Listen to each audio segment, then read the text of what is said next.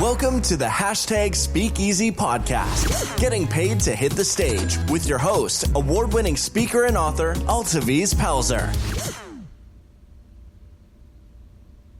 Hey, guys.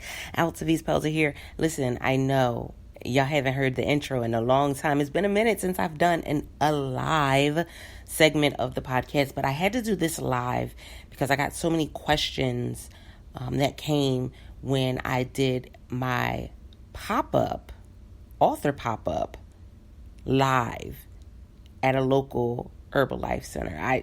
I'm going to tell you all about it in this episode. So by all means, sit down with your pen and your paper because you're going to need to take some notes. Okay.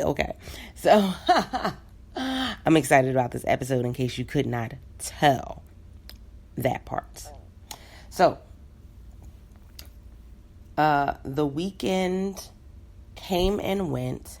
I had planned it out about a month in advance, 2 months, month and a half in advance of connecting with a local Herbalife protein shake place here in Elkton in Maryland, where I'm located.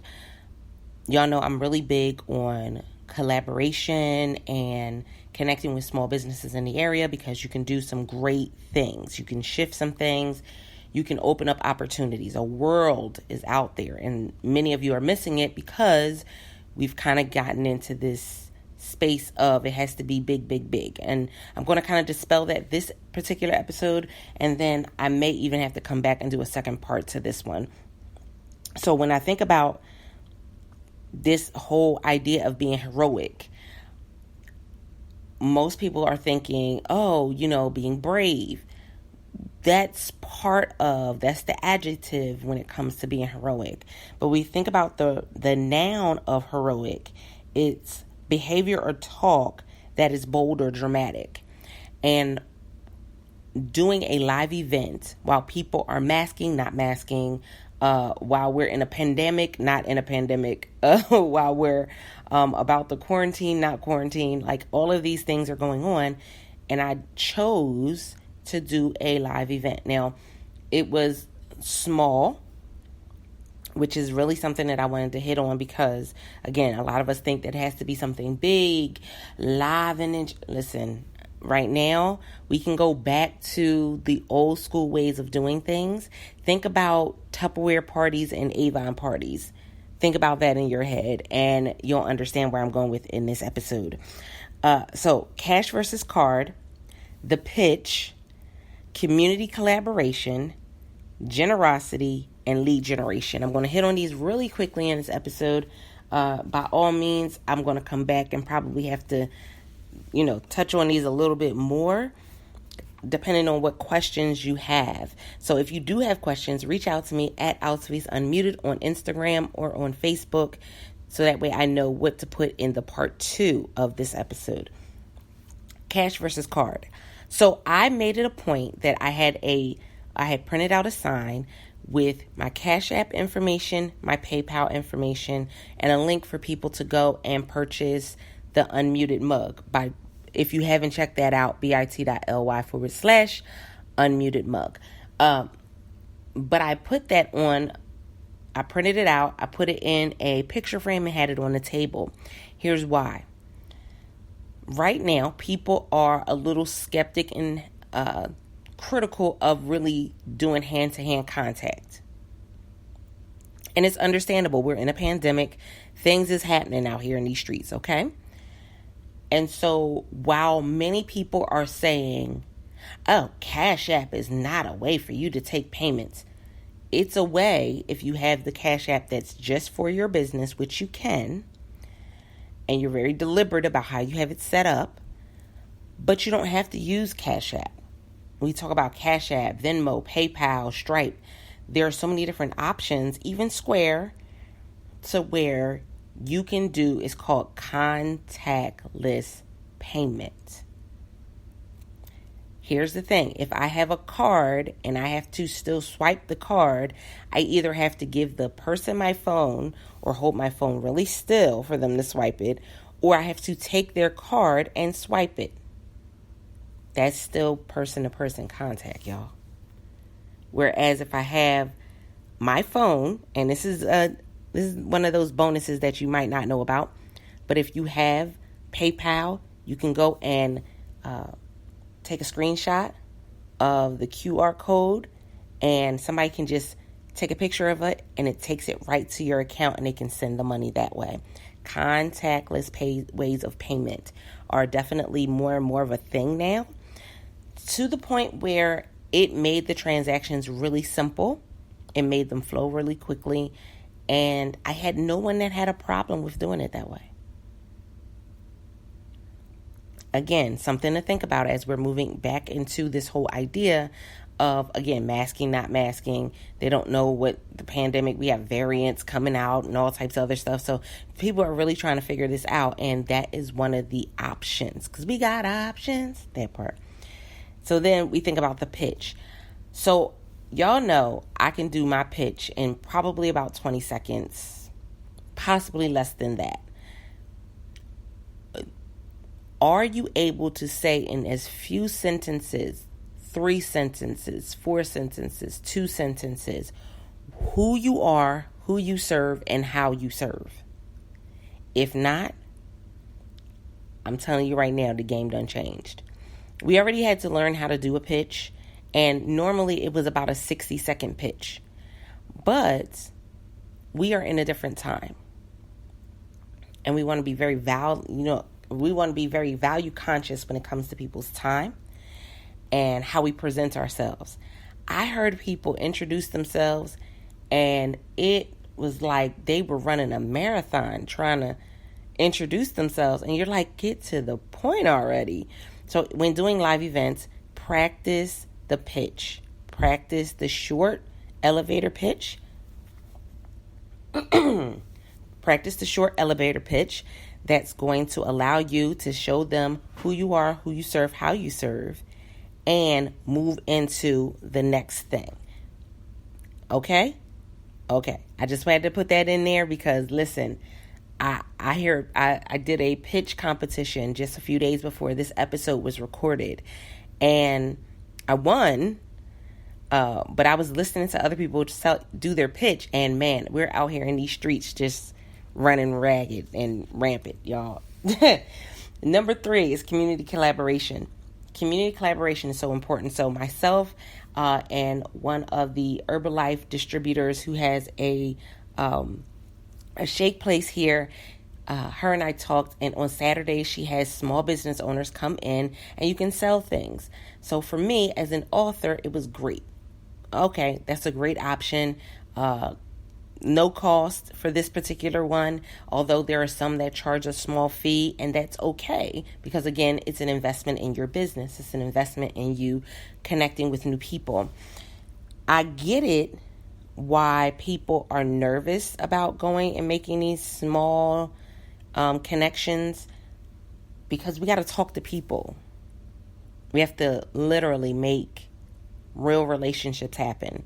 And the reason why that's so hard for people is because we've been so focused on having quote unquote Instagram followers and Facebook friends that we have lost the element of having real conversations and talking to people in real life about things that go a little bit deeper than how's the weather?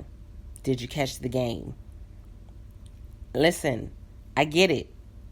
Their nails look nice. Their shoes look nice. But one of the ways that I love to show up in conversation with people is by finding out how I can serve them. And so this collaboration was great. I got the opportunity to do a table and invite people I knew to her shop. She promoted me on her Instagram. And also, people who were already coming to her shop got to learn who I was that day. It was a win-win, guys. How can you serve the small business owners in your community? How can you serve local entrepreneurs in your community? And do it in person. Again, remember, it's not about the size Because I know we all have this thing, go big or go home. I get that. But we've gone past it being go big or go home, because it's more about the impact that you're making. And so the size is not necessarily the importance. Yes, you want to get in front of people, but you want to make real connections, which is going to really play into what I'm about to say when it comes to lead generation as well. But you want to make real connections. Can I tell you, we are far away from doing things to just get people on our email list, because even though it's cute to have a great big email list, it means nothing if no one's buying from your list. Let that breathe. It means nothing if no one is converting. It means nothing if no one is opening your emails. That part. So, community collaboration is important. Start looking at the local shops and boutiques and all of these different places where you can go and possibly have a pop-up shop and have an opportunity to do something great within the community. And again, it's about collaboration. How can I serve you? Leading with service. Leading with service. Because if you're going to be in their space and not even invite people to come, what's the point of you being there? You're just taking advantage of the person. So I was there, and I love this because I am making connections worldwide. If y'all haven't followed me, but I had someone, a young lady. Shout out to Brown Pumbaa. She is Precious Suds. She does all natural soaps in Delaware, and her and I connected at an event in Delaware, and I purchased some soap from her, and then since then I've purchased soap from her. I told her about the event. I'm in Maryland. She drove to Maryland and showed up for the author pop-up. She purchased 2 books. We took pictures, but she was also able to leave her business cards there at the venue for anybody that may be interested in getting soap. You see how that works? She came and tried a new opportunity. She came and she experienced this space where she could potentially do her own pop-up, and we made that connection. She tried an Herbalife shake, that connection, but then also her and I strengthened our bond and our relationship as 2 entrepreneurs who are in this space where we're not too far apart and we can support each other. Community collaboration, it's key. And then let me tell y'all something. So I had to put this in there because I think in a world where we're seeing so much hate, we're seeing crazy stuff come up when it comes to, just race, gender. There are so many things that are just dividing us that from the outside looking in, it would seem like this is the worst place in the world to live. And I know we talk about, land of the free, home of the brave. We talk about, this is the land of opportunities. This is the stone soup. But when you're part of one of those demographics that is being targeted, it doesn't feel that way. And sometimes we need little reminders that everybody is not horrible. And I know I pride myself on making sure I stay in communities that remind me of that regularly. And this event showed me that in a whole new way. Every person that purchased from me also gave a donation. And one woman who didn't even purchase made a donation. Y'all, I can't make this up. It's a ripple effect. And we often think, again, that we have to have all these bells and whistles. But when we start back at the Tupperware parties and the Avon parties, and it goes back to the community, having some laughs, enjoying ourselves. And so I made sure that I had fun. I danced the whole time I was there. Trust me. Okay? Danced the whole time I was there. Enjoyed myself, had some great conversations. And every person that purchased books from me made a donation. That warmed my heart. Because there was nothing on my table asking for donations. I never asked for a donation.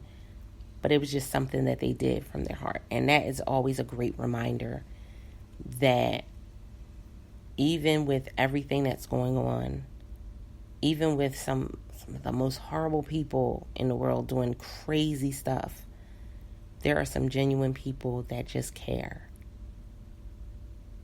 That's valuable. Then I have to finish it out with the lead generation, because again, there's always been this push to get people on your email list. Now, I'm all for getting people on the email list. That's important. But I think there was a bigger push to get the number of people on your email list instead of getting quality of people on your email list. And so it was interesting because when I started out, I had a sheet where I was going to collect people's emails. And then I put the sheet away, because I wanted to connect with them in a different way. And the way that I was connecting with them was a good number of people purchased the A Woman's Path to Freedom 21-day journal. And in the morning, I do the morning press at 8 o'clock Eastern Standard Time on Facebook. And we're going through A Woman's Path to Freedom, the 21-day journal. So people had the opportunity to come and join the conversation, listen in, and, kind of get get some insight into why this was such an important book that I published. That was giving them a reason to want to be connected. I get it. We want the numbers. We want people on the email list. I get it, because there's so much stuff we can do. But so many people have built these massive email lists, and people don't even open their emails. Like my emails, I get about a 25 to a 40% open rate, because I'm very deliberate about my emails. I get it. I get it. The emails are a great marketing tool. But if you're just doing the things to get people on, at some point you're going to stop wanting to do the things to keep them there and to keep them engaged.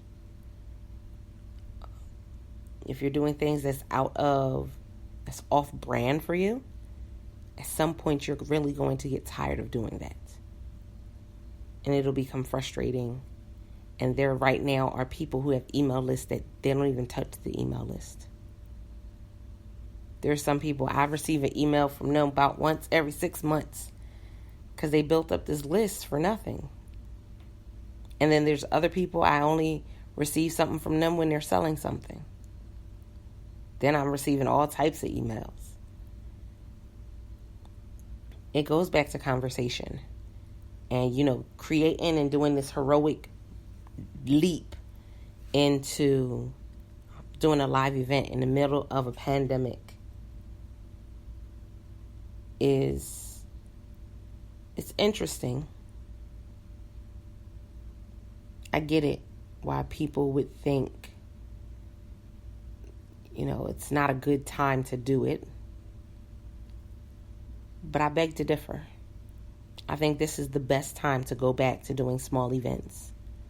This is the best time to go back and start building those conversations again. The conversations that make you great in the eyes of the people that you connect with. So I told you I would just make this one a simple one. Let me know if there's any part of this that you want me to go a little deeper. Again, at Altavis Unmuted on Facebook or on Instagram. It's value as a top priority. Valuing people's time, valuing people's investment. Because when they pay you, that is an investment. And valuing people's experiences, because we want people to have the best experience when they connect with us. Y'all, this has been an amazing episode. Let me know how you feel about it. Let me know. Leave a review on your favorite podcasting platform, because you guys, this is all for you. This is why I do what I do.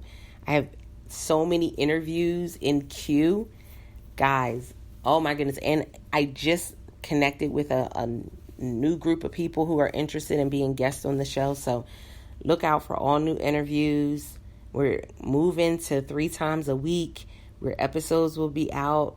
It's all because we want to make sure that you're getting everything you need in order for you to elevate in life and in business.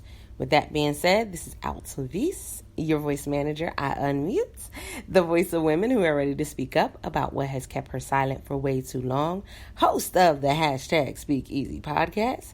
And until next time, guys, don't forget to press it out. Thanks for listening. If you were inspired, leave us a 5-star review, share with a friend, and subscribe.